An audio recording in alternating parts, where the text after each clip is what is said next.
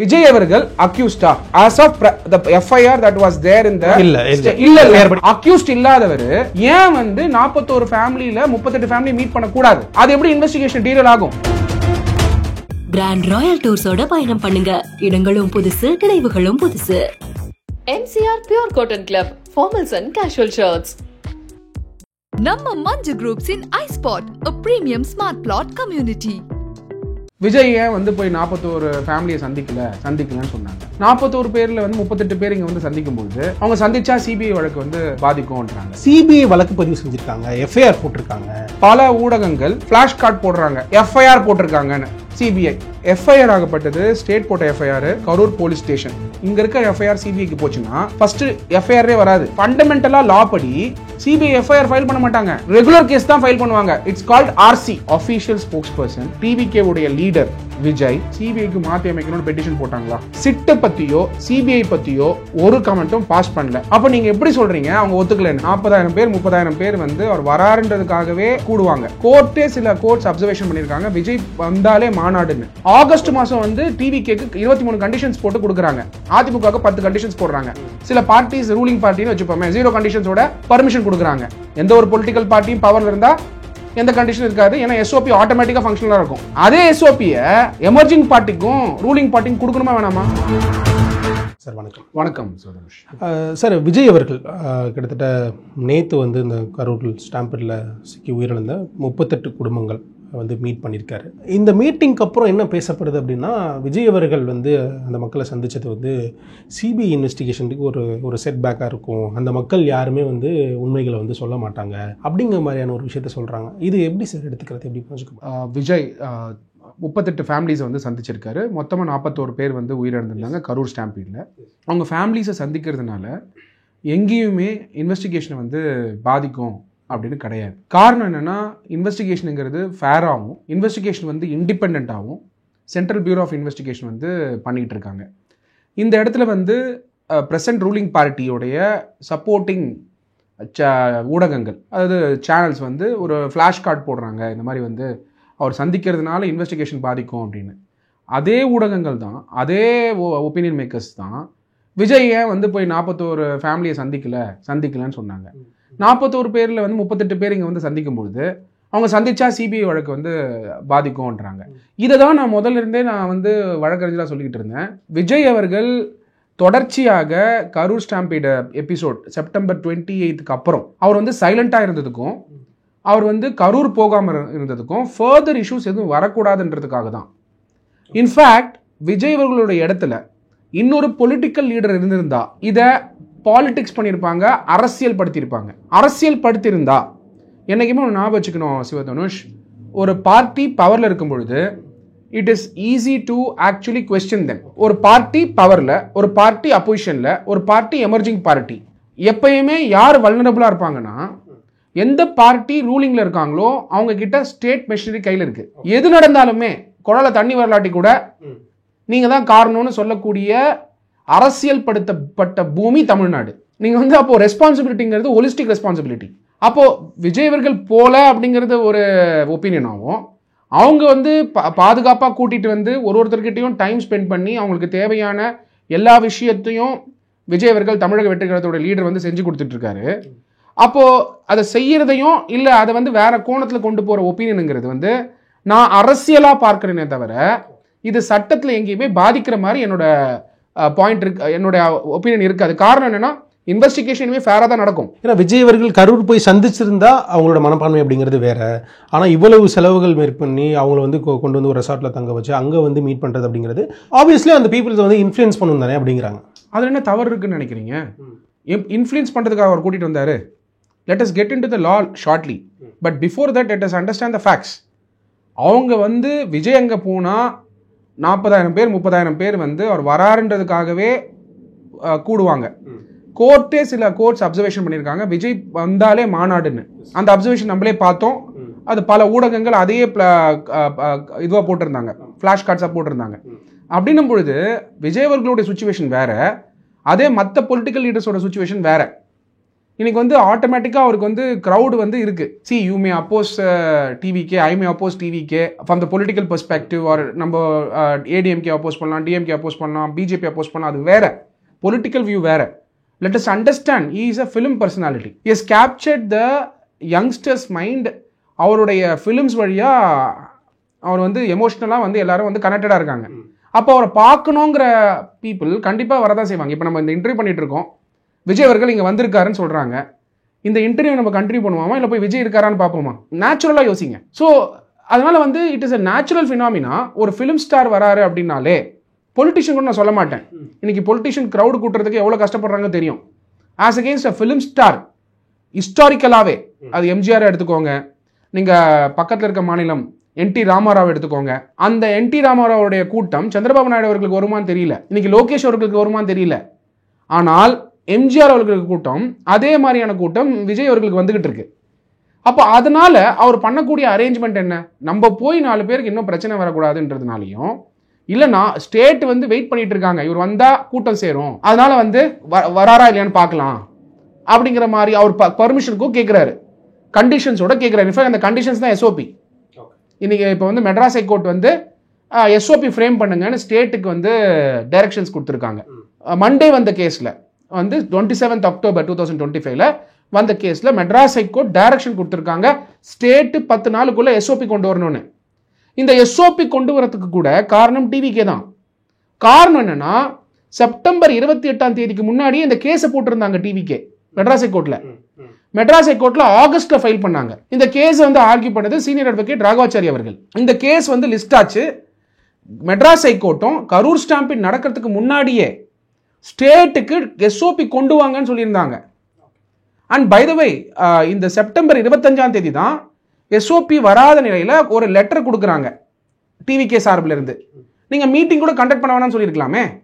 September 28 meeting போறாரு, இந்த மாதிரி ஒரு எபிசோட் நடக்குது. அதுக்கப்புறம் வந்து அவர் எங்கேயுமே போல, வீட்டை விட்டு அவரோட பட்டினம்பாக்கம் வீடு, அவருடைய இன்னொரு ஈசிஆர் வீடு, இதை தவிர கட்சி ஆஃபீஸ் மேபி ப்ராபப்ளி மீட்டிங்ஸ்க்கு போயிருக்கலாம்.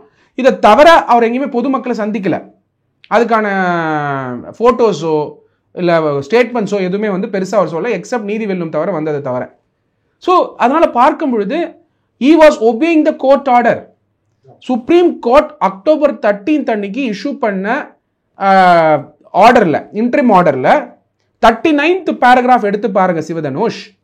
அதில் சொல்லியிருக்காங்க, supreme court Madras high court divisional bench will take up the matter relating to SOP. ஏன்னா சிங்கிள் பெஞ்சில் இருந்தது, சிங்கிள் ஜட்ஜ் கிட்ட இருந்தது, அதை டிவிஷனல் பெஞ்சுக்கு எடுத்துட்டு வரணும் அப்படின்னு supreme court 39th paragraph of interim order passed on October 13 கிளியரா சொல்லியிருக்காங்க. அதாவது சிபிஐக்கு மாற்றி அமைக்கணும்ன்றதுல. ஸோ அதனால 2 இஷ்யூ. விஜய் அவர்கள் பேசாததுக்கு காரணம் he was a law abiding citizen. பேசி இன்வெஸ்டிகேஷனை டீரெயில் பண்ண வேணான்றது தான் அவரோட பாயிண்ட். அந்த விக்டிம்ஸ் கிட்ட பேசி அந்த வீடியோ ரிலீஸ் பண்ணாரா? ரெண்டாவது, அந்த வீடியோ வச்சு அரசியல் ஆதாயம் தேடினாரா? அப்படி அரசியல் ஆதாயம் தேடல. அதே மாதிரி எஸ்ஓபி இல்லாம கரூருக்கு போனாரா? இல்ல. அப்போ விஜய் அவர்களை நம்ம லா அபைடிங் சிட்டிசன் சொல்லலாமா? இல்ல எங்கேயாவது அப்ஸ்காண்ட் ஆகி போயிட்டாரா? அவரு ஸ்டேட் எஸ்ஐடி இருக்கும் போதும் சரி, இன்வெஸ்டிகேஷன் ஸ்டேட் பண்ணும்போதும் சரி, அவர் வீடியோ போட்டு நான் இங்க தான் இருப்பேன்னு சொன்னாரு. அப்போ he was not absconding, he was not evasive, he was abiding the law. Supreme court கொடுத்த இன்ட்ரிம் ஆர்டர்ல எஸ்ஓபி வந்து மெட்ராஸ் ஹைகோர்ட் வந்து டிவிஷன் பெஞ்ச் எடுத்துப்பாங்க அப்படிங்கிறத சொன்னதுக்கு அப்புறம் அவர் எங்கேயுமே மீட்டிங்கு போல, எஸ்ஓபி இல்லாம. இப்போ எஸ்ஓபி 10 நாள் வந்துச்சுன்னா அவர் மீட்டிங் போறாரு. அப்போ யார் law abiding citizen? TVK versus other parties, TVK versus other party. அப்போ விஜய் அவர்கள் லா அபைடிங் சிட்டிசனா இருக்கிறதுனாலையும் சிபிஐ வழக்குக்கு மாற்றி அமைச்சதுனால அவர் பேசாம இருக்கிறது வந்து இன்வெஸ்டிகேஷன் வந்து டீரெயில் பண்ணாம இருக்கிறதும் தான் ரீசனே தவிர, அவரை பொறுத்த வரைக்கும் இஸ் அபைடிங் த லா. இப்போ நீங்கள் இதை சொன்னதுனால சொல்கிறேன், இப்போ சிபிஐ என்கொயரி இருக்குது அப்படிங்கிற பட்சத்தில் இதுக்கப்புறமா அவரோட பொலிட்டிக்கல் கேம்பெயின்ஸ் வந்து ரெஸ்யூம் ஆகுமா அப்படிங்கிற கேள்வி ஒன்று இருக்குது. இன்னொன்று நீங்கள் சொன்ன மாதிரி ஸ்டேட் கவர்மெண்ட் வந்து எஸ்ஓபிஸ் வந்து அதை வந்து ஃப்ரேம் பண்ணணும் அப்படிங்கிற ஒரு கோர்ட்டோட உத்தரவு அப்படின்னு இருக்கிறப்போ, இனி வரக்கூடிய பொலிட்டிக்கல் கேம்பெயின்ஸில் ஏதாவது தொய்வு ஏற்படுமா ஆஸ் ஒரு லா பாயிண்ட் ஆஃப் வியூவில் நான் கேட்குறேன். விஜய் அவர்களுடைய கேம்பெயின் பொறுத்த வரைக்கும் Madras high court divisional bench has ordered the state government to come out with SOP. இன்னும் 10 நாளுக்குள்ள எஸ்ஓபி கொண்டு வரணும். ஃபர்ஸ்ட் ஆஃப் ஆல் எஸ்ஓபி கொண்டு வரதுக்கு ஏன் இவ்வளோ டிலே ஆகுதுன்றது தான் பாயிண்ட். ஆகஸ்ட் மாதம் போட்ட பெட்டிஷன் இப்போ நம்ம எங்கே இருக்கோம் சிவதனுஷ்? ஆகஸ்ட் மாதம் வந்து டிவிகேக்கு 23 கண்டிஷன்ஸ் போட்டு கொடுக்குறாங்க. அதிமுகவுக்கு 10 கண்டிஷன்ஸ் போடுறாங்க. சில பார்ட்டிஸ் ரூலிங் பார்ட்டின்னு வச்சுப்போமே 0 கண்டிஷன்ஸோட பர்மிஷன் கொடுக்குறாங்க. அது நேச்சுரல் தான். எந்த ஒரு பொலிட்டிக்கல் பார்ட்டியும் பவரில் இருந்தால் எந்த கண்டிஷன் இருக்காது. ஏன்னா எஸ்ஓபி ஆட்டோமேட்டிக்காக ஃபங்க்ஷனலாக இருக்கும். அதே எஸ்ஓபியை எமர்ஜிங் பார்ட்டிக்கும் ரூலிங் பார்ட்டிக்கும் கொடுக்கணுமா வேணாமா? அதே அளவு கூட்டம் தான் ஆளுங்கட்சி வந்து கூட்டம் நடத்தினாலும் வருது, பெரும்பாலான கூட்டம். அதுக்கு வந்து இதே ப்ரொபோர்ஷன் ஆஃப் அரேஞ்ச்மெண்ட் தான் இருக்கா இல்லை இல்லாமல் இருக்கா? அந்த கேள்வியும் வருது இல்லை. ஸோ அப்போ ஆகஸ்ட் மாதம் டிவிகே வந்து பெட்டிஷன் போடுறாங்க. கண்டிஷன்ஸ் பேஸ் இவ்வளோ கண்டிஷன்ஸ் இருக்குது, எங்களுக்கு மட்டும் தான் இருக்குது, மற்றவங்களுக்கு இல்லை. அது மேலே மெட்ராஸ் ஹைகோர்ட் வந்து செப்டம்பர் 28 முன்னாடியே நோட்டீஸ் இஷ்யூ பண்ணி எஸ்ஓபி ஃபார்ம் பண்ண சொன்னாங்க. டிவிகே வந்து இடத்த ஃப்ரீஸ் பண்ணிட்டு அவங்க லெட்டர் கொடுக்கறது செப்டம்பர் 25. அப்போ நீங்கள் எஸ்ஓபி முதல்லயே ஃபார்ம் பண்ணியிருந்தீங்கன்னா ஆகஸ்ட் மாதம் வந்து டிரெக்ஷன்ஸ் வந்து கோர்ட் கொடுத்த உடனேயே எஸ்ஓபியை ஃபார்ம் பண்ணியிருந்தா, ஸ்ட்ரிக்ட் எஸ்ஓபியை ஃபார்ம் பண்ணியிருந்தா நீங்கள் கரூர் மீட்டிங்கு பர்மிஷனே கொடுத்துருக்க மாட்டீங்களே.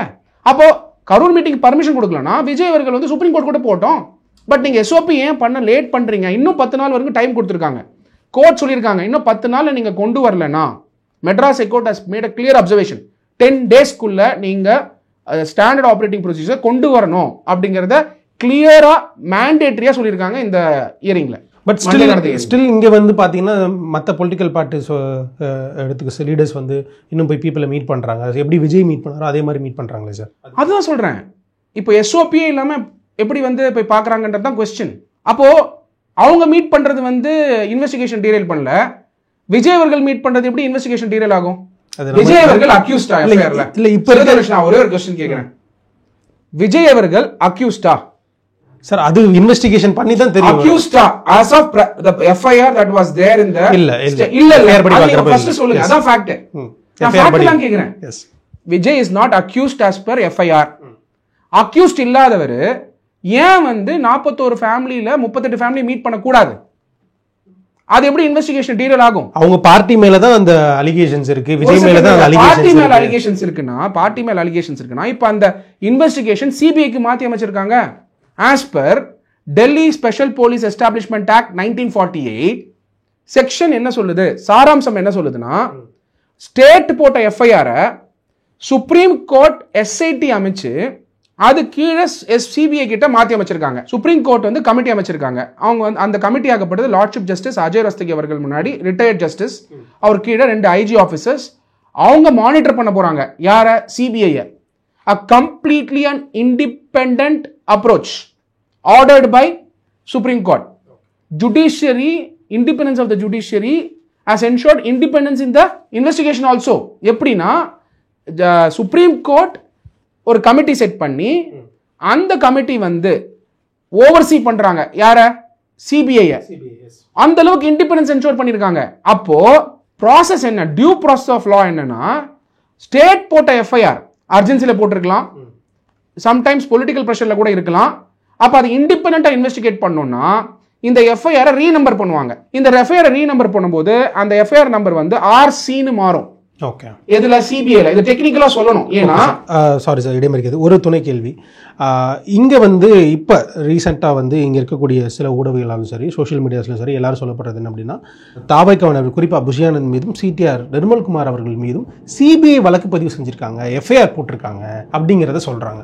இது உண்மையிலேயே இந்த எஃப்ஐஆர் அப்படிங்கிறது பதிவு பண்ணப்பட்டிருக்கா சிபிஐ தரப்புல இருந்து?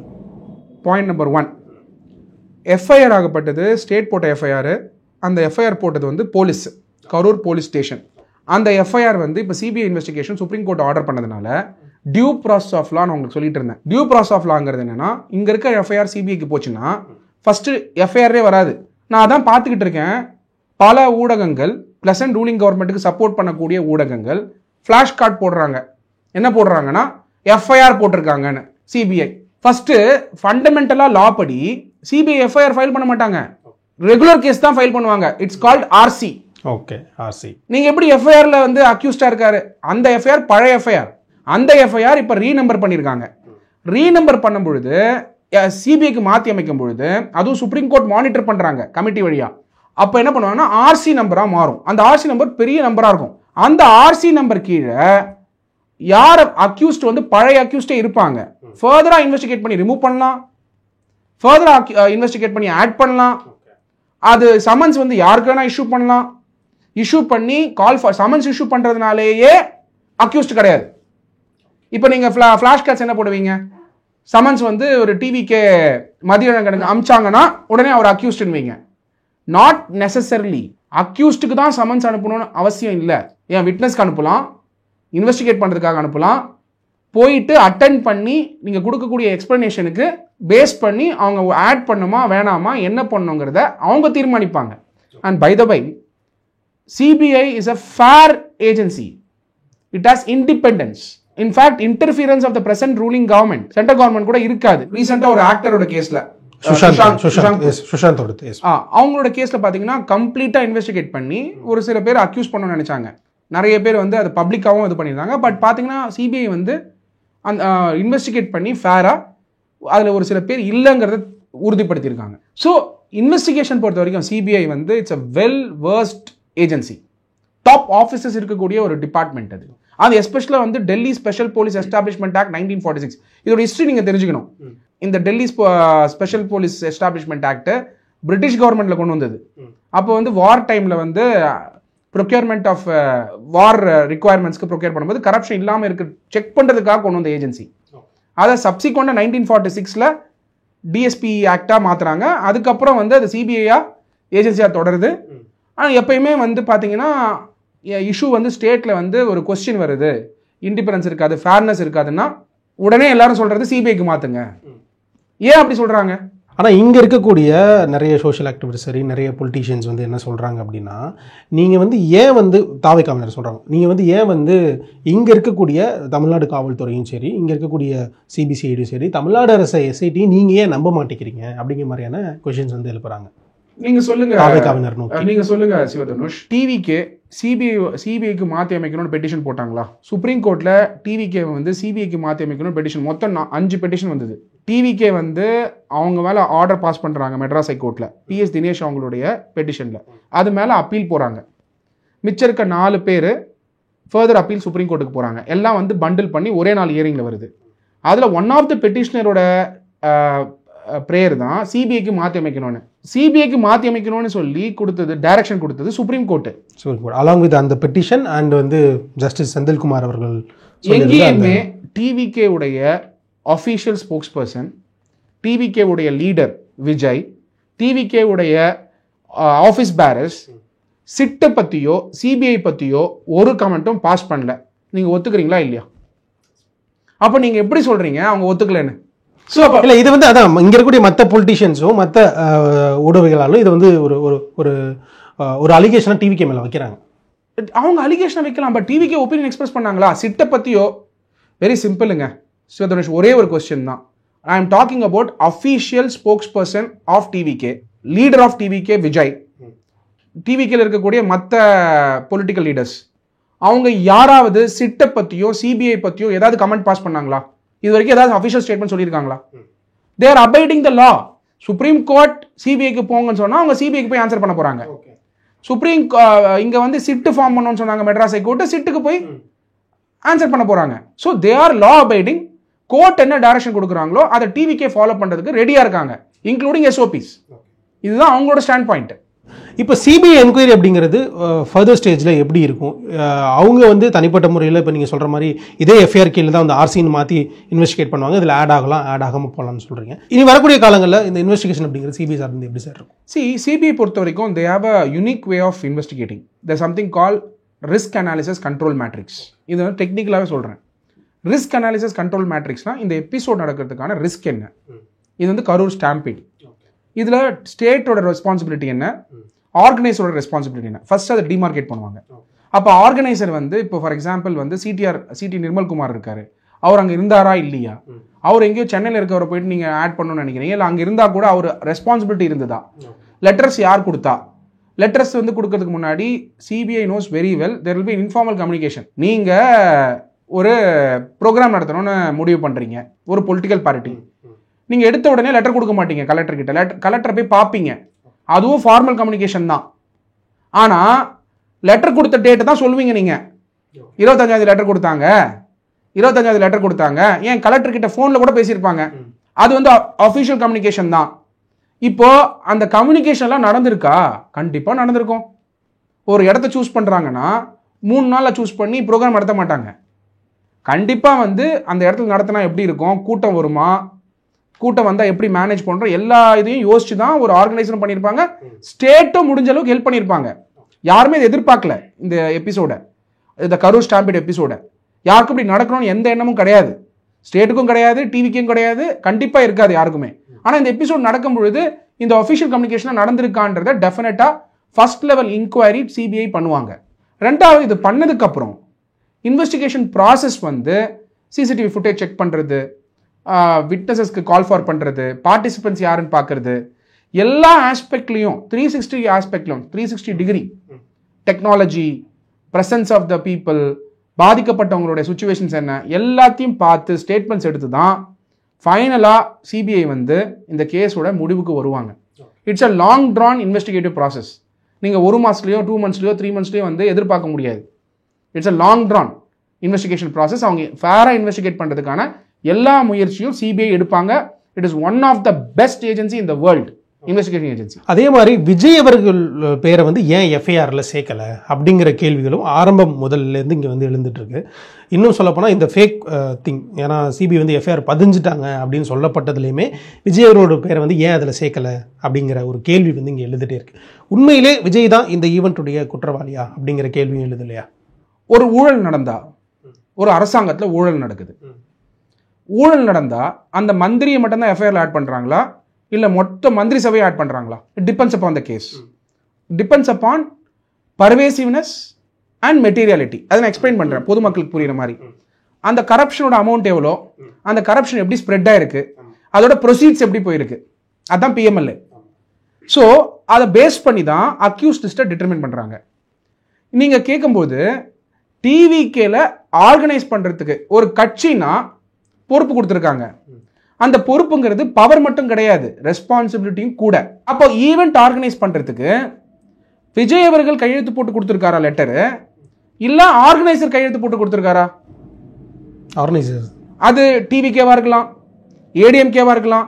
எந்த கட்சி ப்ரோக்ராம் ஆர்கனைஸ் பண்ணாலும் கட்சி தலைவரே கலெக்டர் கிட்ட கொடுக்குறாங்களா, இல்லை மாவட்ட செயலாளர் கொடுக்குறாங்களா, அந்த கட்சியோட நிர்வாகிகள் கொடுக்குறாங்களா? அப்போ யார் அதை பொறுப்பு எடுத்துக்கிறாங்களோ, அந்த பொறுப்பு யார் எடுத்துக்கிறாங்களோ அந்த பொறுப்பு எடுத்துக்கிறவங்க மேலதான் லயபிலிட்டி. அந்த பொறுப்பாகப்பட்டது டாக்குமெண்ட்ல எக்ஸிபிட் பண்ண பொழுது. ஸோ அதனாலதான் ஃபர்ஸ்ட் லெவல்ல ஸ்டேட் போட்ட எஃப்ஐஆர்லயே மதியழகன் அவர்களுடைய பேர். அதனால அவர் குற்றம் செஞ்சிட்டாருன்னு இல்லை. அக்யூஸ்ட்னா it is not that it's confirm that he has done the crime. குற்றம் சாட்டப்பட்டவர். அந்த எஃப்ஐஆர்ல first information report, final report இருக்கு, அதுக்கப்புறம் சார்ஜ் ஷீட் இருக்கு, அதுக்கப்புறம் ட்ரையல் நடக்கணும். ஸோ அப்போ அக்யூஸ்டா அரைவ் பண்ணும்போது அந்த எஃப்ஐஆர்ல அரைவ் பண்றாங்க. ஸோ அதனால நம்ம புரிஞ்சுக்க வேண்டியது என்னன்னா, எல்லாரும் சொல்றாங்கன்றதுனால விஜய் அவர்கள் நீங்க எப்படி வந்து எஃப்ஐஆர்ல வந்து அக்யூஸ்ட் ஆட் பண்ணுவாங்க? Unless there is a proof to say, unless there is a as per law இருந்தா தவிர பண்ண முடியாது. அப்ப அதனால அவர் எங்கேயுமே அக்யூஸ்டா ஆட் பண்ணலையே. பொதுமக்களுடைய அந்த ரிஃப்ளெக்ஷன் கேட்குறீங்க, you are a reflection of the question among the people. அதை நீங்க ரிசர்ச் பண்ணி கேட்குறீங்க. ஆழமான சட்ட கேள்விகள். Very simple. we are no one to decide. yes we will be arrived as an accused. we are no one. அதுக்கு தான் CBI. எதிர்கட்சி சொல்றதுனாலயோ ஆளுங்கட்சி சொல்றதுனாலயோ 4 பேர் சொல்றதுனாலயோ இவரு தான் அக்யூஸ்டா இருக்கணும்ன்றது யாரும் தீர்மானிக்க முடியாது. there has to be evidence, there has to be proper investigation. இது எல்லாத்தையும் சிபிஐ பண்ணிட்டு இருக்காங்க. by the way, CBI is not monitored by, in this case, by central government. It can be a central government agency, but it is monitored independently by Supreme Court committee formed under retired Lordship Justice Ajay Rastagi with 2 IG officers who is non-native of Tamil Nadu. அதனால it's completely an independent process. We are no one to comment. யார் வந்து accused அரைவாங்க, accused add பண்ண மாட்டாங்கன்னு நம்ம decide பண்ண வேணாம். அது investigation agency decide பண்ணுவாங்க. சார், இப்போ இவங்கெல்லாம் சொல்ற மாதிரி உண்மையிலேயே சிபிஐ உடைய அந்த இன்வெஸ்டிகேஷனை டீரெயில் பண்ண முடியுமா? அப்படி சிபிஐ வந்து இன்ஃப்ளூயன்ஸ் ஒரு இன்ஃப்ளூயன்ஸ் ஆகிற அளவுக்கு ஒரு டீரெயிலிங் வந்து இங்கே இருக்குமா சார்? இன்ஃப்ளூயன்ஸ்னா எந்த இன்ஃப்ளூயன்ஸ் பண்ண முடியும்? இல்லை, இப்போ இவங்கெல்லாம் சொல்றாங்கல்ல, விஜய் வந்து இந்த மக்களை வந்து இங்கே கூப்பிட்டு மீட் பண்ணிட்டாரு, ஸோ இதனால வந்து அந்த மக்கள் வந்து இன்வெஸ்டிகேஷனில் வேறு வேறு மாதிரி பதில்கள் சொல்லுவாங்க, அது இங்கே வந்து டீரெயிலிங் ஆகும் அப்படிங்கிறது சொல்லப்படுது. Very very good question you are asking. ஏன்னா எல்லாரும் மனசுல இருக்க கொஸ்டின் தான் நீங்க கேக்குறீங்க. பதில் சொல்ல வேண்டிய கட்டாயத்தில் நான் இருக்கேன். நீங்க வந்து யார் சொல்றான்னு நான் கேட்குறேன். இங்க இருக்கக்கூடிய மோஸ்ட் ஆஃப் த ஜேர்னலிஸ்ட் சொல்றாங்க and some of the political parties. சரி, அதை நீங்க பாக்குறீங்க, உங்களுக்கு என்ன தோணுது?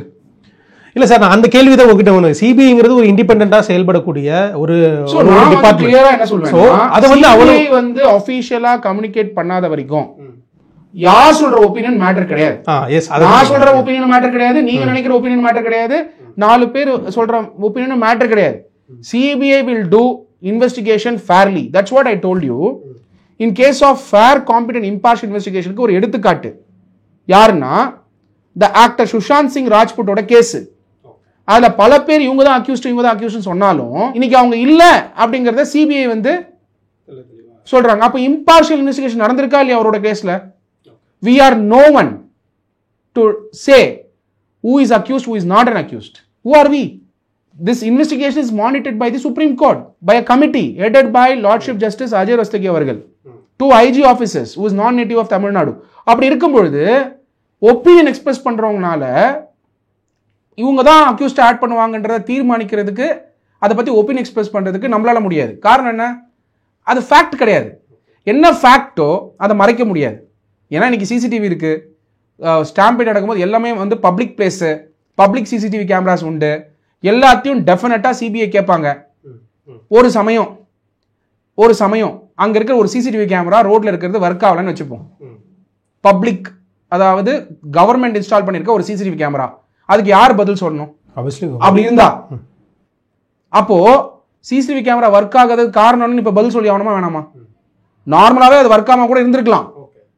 எது சின்ன விஷயமோ இன்வெஸ்டிகேஷன்ல அது பெரிய கொஸ்டின். ஸோ அதனால் நம்ம புரிஞ்சுக்க வேண்டியது, we are no one to decide who will be the accused, who will not be the accused when the due process of law and fair investigation is being carried out by Central Bureau of Investigation, CBI. Yes sir. And one more question sir. இப்போ விஜய் வந்து DGP ஆஃபீஸை வந்து reach out பண்ணாங்க கரூர் போய் meet பண்ணுறதுக்கு. And SP ஆஃபீஸ்லையுமே வந்து இந்த permissions அப்படிங்கிறது கோரப்பட்டுச்சு. அப்படிங்கிறப்போ உண்மையிலே அங்கே பெர்மிஷன்ஸ் கிடைக்கிறதுல இஷ்யூஸ் இருந்திருக்குமா? இதை நம்ம எப்படி பார்க்க முடியும்? விஜய் அவர்கள் தொடர்ச்சியாக முயற்சி எடுத்தார் கரூர் போகணுங்கிறதுக்காக. அதாவது சுப்ரீம் கோர்ட் இன்டரிம் ஆர்டர் வரதுக்கு முன்னாடியே விஜய் அவர்கள் வந்து 2-3 வாட்டி அப்ரோச் பண்ணி, இன்ஃபேக்ட் செப்டம்பர் 28 வந்து கரூர் ஸ்டாம்பிங் நடந்து முடிஞ்ச உடனேயே, அந்த எபிசோட் அந்த இன்சிடென்ட் ரிப்போர்ட் ஆன உடனேயே விஜய் அங்கே தங்கி தான் பார்த்துட்டு வரணுங்கிறது தான் அவரோட எண்ணமாக இருந்துட்டு இருந்தது. But fact of the matter வந்து state has instructed him to leave the place. அதுதான் வந்து has been communicated. That's been communicated by the Council of TVK as part of their submission. Okay. கோர்ட்ல. Yes. அப்படி இருக்கும் பொழுது அவர் கிளம்பிடுறாரு. கிளம்புனதுக்கு அப்புறம் கரூர் மக்களை சந்திக்கணும்னு முயற்சிகள் எடுக்கிறாரு. கேசஸ் வந்து போயிட்டு இருக்கு. அதுக்குள்ள எஃப்ஐஆர் போட்டுறாங்க, சிட் ஃபார்ம் பண்றாங்க, சப்சிக்வெண்டா சுப்ரீம் கோர்ட்டுக்கு போகுது. ஸோ சுப்ரீம் கோர்ட் ஆர்டர்ஸ் வந்த உடனே பார்த்துட்டு போகணும் தான் எல்லாரும் நினைப்பாங்க. ஸோ சுப்ரீம் கோர்ட் ஆர்டர்ல வந்து SOP ஃபார்ம் பண்ணணும்னு சொல்லிட்டாங்க. சப்சிக்வெண்டா ஒரு ரிக்வஸ்ட் லெட்டரும் டிஜிபி ஆஃபீஸ்ல கொடுக்குறாங்க. அவருடைய கவுன்சில் அறிவழகன் அவர்கள் போயிட்டு டிஜிபி ஆஃபீஸ்ல கொடுத்தாரு. சப்சிக்வெண்டா அது ஃபார்வர்ட் பண்றாங்க எஸ்பி ஆஃபீஸ்க்கு. எஸ்பி ஆஃபீஸ்க்கு ஃபார்வர்ட் பண்ணோன்னே எஸ்பிக்கு அது ரெஸ்பான்சிபிலிட்டி ஆயிடுது. அப்போ SOPயே இல்லாத இடத்துல எஸ்பி எப்படி வந்து டெசிஷன் எடுப்பாரு? அவரோட சுச்சுவேஷன் நீங்க யோசிச்சு பாருங்க. ஆஸ் அ எக்ஸிக்யூட்டிவ்ல ஹோம் டிபார்ட்மெண்ட்ல சூப்பரண்ட் ஆஃப் எஸ்பியா இருக்கும் பொழுது அவருக்கு இருக்கக்கூடிய ரெஸ்பான்சிபிலிட்டி அவரோட ரெஸ்பான்சிபிலிட்டி. நாளைக்கு அவர் பெர்மிஷன் கொடுத்தாலும் பிரச்சனை, பெர்மிஷன் கொடுக்காட்டியும் பிரச்சனை. அந்த இக்கட்டான சூழ்நிலையில் அவர் இருக்கும் பொழுது இப்போ 27 அக்டோபர் 2025 மண்டே மெட்ராஸ் ஹைகோர்ட் வந்து டைரக்ஷன் கொடுத்துருக்காங்க SOP 10 நாள்ல கொடுக்கணும்ட்டு. அப்போ SOP கண்டிப்பாக கொண்டு வரணும்னு சொல்லியிருக்காங்க, கன்சல்ட் பண்ணி கொண்டு வரணும்னு.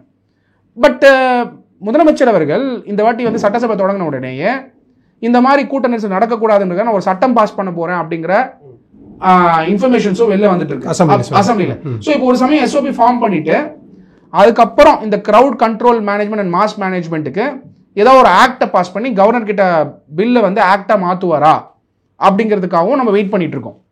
ஸோ நீங்க பாத்தீங்கன்னா இப்போதைக்கு வந்து SOP ஃப்ரேம் பண்ணி கொடுத்துட்டு இதுக்கு பெர்மனன்ட் சொல்யூஷன் எதிர்கட்சிகளும் சரி, ஆளுங்கட்சியும் சரி, எமர்ஜிங் பார்ட்டிஸும் சரி ஒரு மனதோட, அதாவது சிங்கிள் பாயிண்ட் ஆஃப் ஒப்பீனியனோட ஆக்ட் கொண்டு வரணும் தமிழ்நாட்டில். கிரவுட் கண்ட்ரோலுக்கும் மாஸ் மேனேஜ்மெண்ட்டுக்கும், பொலிட்டிக்கல் ரேலிஸ் மட்டும் கிடையாது, பொலிட்டிக்கல் மீட்டிங்ஸ் மட்டும் கிடையாது, எங்கேயாவது 5000 பேர் மேலே கூடினாலே அதுக்கு ஒரு ப்ராப்பர் சிஸ்டம் கொண்டு வரணும்.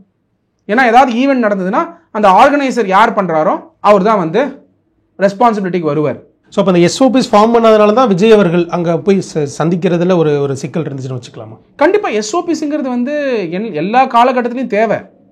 எஸ்ஓபி இருந்தால் என்னோட ப்ரோக்ராம் எப்படி இருக்கும்னு என்னால் உறுதிப்படுத்த முடியும். ஆனால் இங்கே விஜய் அவர்கள் நேரில் போய் சந்திக்கல அப்படிங்கிற கேள்வி எழுந்துட்டே இருக்கே சார். ஏன்னா ஒரு சைடு நம்ம பார்க்குறப்ப உண்மையிலே எஸ்ஓபிஸ் அப்படிங்கிறது ஃபார்ம் பண்ணலை. நான் முதலே ஆன்சர் பண்ணிட்டேன். விஜய் அவர்கள் பொறுத்த வரைக்கும் I got a clear communication. Vijay அவர்கள் பொறுத்த வரைக்கும் is a law abiding citizen. அவர் சுப்ரீம் கோர்ட்டில் 39th பேராகிராஃபில் மெட்ராஸ் ஹைகோர்ட் வந்து எஸ்ஓபி ஃபார்ம் பண்ணுறதுக்கான பெஞ்ச் அமைக்கணுன்றது இப்போ மெட்ராஸ் ஹைகோர்ட் வந்து October 27, 2025 அன்னைக்கு மண்டே அன்னைக்கு 10 நாள் டைம் கொடுத்துருக்காங்க ஸ்டேட்டுக்கு. அந்த எஸ்ஓபி வந்ததுக்கு அப்புறம் தான் அவருடைய மீட்டிங்ஸே நடத்த போறார். So is very clear, SOP இல்லாமல் அவர் வந்து பொலிட்டிக்கல் ரேலி ரன் பண்ணுறதா இல்லை. இப்போ அதனால தான் இந்த மக்கள்கிட்டே சொல்லியிருப்பாரோ, நான் வந்து உங்களை கரூரில் வந்து நான் பின்னாடி வந்து சந்திக்கிறேன் அப்படிங்கிற ஒரு ஸ்டேட்மெண்ட்டும் வந்து கண்டிப்பா மீட் பண்ணதா சொல்ல. கண்டிப்பா எலெக்ஷன் ஃபேஸ் பண்ண போறாரு. மக்களை வந்து பார்த்து தான் ஆகணும். மக்களுக்கு பார்க்கணும்னா ruling party as well as opposition party ஒன்னா ட்ரீட் பண்ண வேண்டியது தான் எக்ஸிக்யூட்டிவோட ரெஸ்பான்சிபிலிட்டி. லெஜிஸ்லேட்டர் வந்து இருக்கிற ஒரு பார்ட்டி லெஜிஸ்லேட்டர்ல வந்ததுக்கு அப்புறம், ஒரு பார்ட்டி வந்து எலெக்ட் ஆனதுக்கு அப்புறம் அந்த பார்ட்டிக்கே சப்போர்ட் பண்றது கிடையாது எக்ஸிக்யூட்டிவோட ரோல். எக்ஸிக்யூட்டிவும் இண்டிபெண்டன்ஸ் தான், ஆனால் இண்டிபெண்டா இருக்க முடியாது. யார் வந்து ஆள வராங்களோ அவங்க அல்டிமேட்டா ஒரு அப்பர் ஹேண்ட் எக்ஸிக்யூட்டிவ் மேலே இருக்கும். அது அவங்க தவறு கிடையாது. அப்படிதான் வந்து அரசியல் சட்டம் இருந்துட்டு இருக்கு. ஸோ அப்படி இருக்கும் பொழுது அந்த ப்ரெஷர் இருக்க தான் செய்யும். அப்போ அப்போசிஷன் பார்ட்டிக்கு ஃபேராகவும் அவங்களும் வந்து ரேலி நடத்தினாதான் ஃப்ரீ அண்ட் ஃபேர் எலெக்ஷன்ஸ் நடக்கும். அது ஒன் ஆஃப் த கிரைட்டீரியா. நீங்க பவர்ல இருக்கீங்க அதனால மக்களை சந்திக்க முடியுது. எமர்ஜிங் பார்ட்டி லைக் டிவிக்கு இப்போதான் பார்ட்டியை பில்ட் பண்ணிட்டு இருக்காங்க, பூத் லெவல் ஏஜென்ட் வரைக்கும் தொடங்கிட்டு இருக்காங்க. அப்போ அவங்களுக்கு வந்து மீட் பண்றதுக்கான வசதிகளை ஏற்பாடு பண்ணி கொடுக்கலன்னா எப்படி ஃப்ரீ அண்ட் ஃபேர் எலெக்ஷன் நடக்கும்? அதனால SOP is for free and fair election. Act ஒரு சமயம் வந்து முதலமைச்சர் அவர்கள் சட்டசபையில் பாஸ் பண்றாரு, கிரவுட் மேனேஜ்மெண்ட் அண்ட் மாஸ் மேனேஜ்மெண்ட்டுக்கு, கிரவுட் கண்ட்ரோல் அண்ட் மாஸ் மேனேஜ்மெண்ட்டுக்கு பொலிட்டிக்கல் மீட்டிங்ஸ்க்கு பாஸ் பண்றாருன்னா வெல்கம். எல்லா பொலிட்டிக்கல் பார்ட்டியும் வெல்கம் பண்ணுவாங்க. அப்போ ஸ்டேட்டுக்கும் எக்ஸிக்யூட்டிவ்க்கும் ஒரு ஆக்ட் இருக்கிறதுனால திருப்பி நீங்க பொறுப்பெடுத்துக்க வேணாம், அந்த ஆக்ட் பொறுப்பெடுத்துக்கும். அப்போ என்ன இப்போ சொல்யூஷன் சொல்லுங்க? தமிழ்நாடு அசம்பிளியில் ஆக்டை பாஸ் பண்ணணும் எஸ்ஓபி இஷ்யூ பண்ணதுக்கு அப்புறம், as per the directions of honourable Madras high court. So அதனால் we have to wait and watch. Okay sir, ரொம்ப நன்றி சார் உங்களுடைய நேர்காணலுக்கு. ரொம்ப நன்றி. Thank you sir. கிராண்ட் ராயல் டூர்ஸோட பயணம் பண்ணுங்க. இடங்களும் புதுசு, நினைவுகளும் புதுசு. MCR Pure Cotton Club, formals and casual shirts. நம்ம மஞ்சு குரூப்ஸ் இன் iSpot, a premium smart plot community.